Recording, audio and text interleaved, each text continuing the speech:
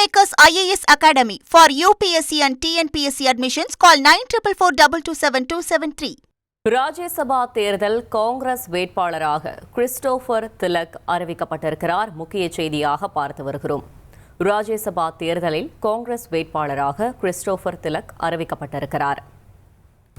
திமுக கூட்டணியில் காங்கிரஸ் கட்சிக்கு ஒரு ராஜ்யசபா சீட் ஒதுக்கீடு செய்யப்பட்ட நிலையில் காங்கிரஸ் வேட்பாளராக கிறிஸ்டோபர் திலக் அறிவிக்கப்பட்டிருக்கிறார். மேலும் தகவலை செய்தியாளர் ரமேஷ் வழங்கிட கேட்கலாம். ரமேஷ், வணக்கம். முழு தகவலை சொல்லுங்க. தமிழகத்தில் காலியாக இருக்கக்கூடிய 6 மாநிலங்களவை இடங்களுக்கு மார்ச் 15ஆம் தேதி தேர்தல் நடைபெற இருக்கிறது.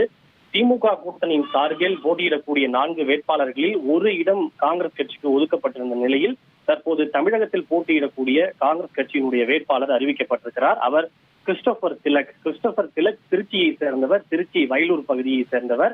அவர் ஏஐசிசியினுடைய அகில இந்திய செயலாளராக இருப்பது குறிப்பிடத்தக்கது.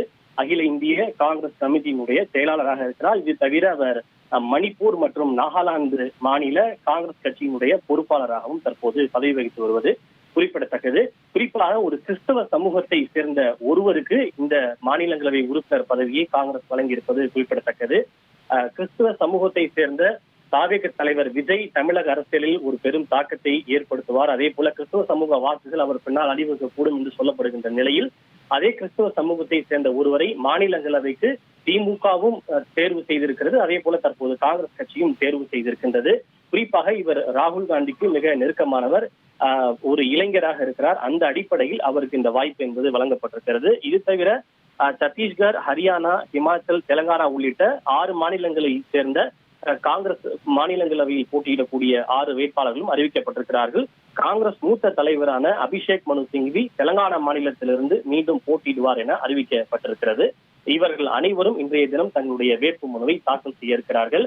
இவர்களை எதிர்த்து வேறு யாரும் வேட்பு மனு தாக்கல் செய்யவில்லை என்றால் போட்டியின்றி அவர்கள் தேர்வு செய்யப்படுவதற்கான வாய்ப்பு அதிகம் இருக்கிறது. தகவல்களுக்கு நன்றி Rameshkumar. Kingmakers IAS Academy for UPSC and TNPSC admissions. Call 9444227273.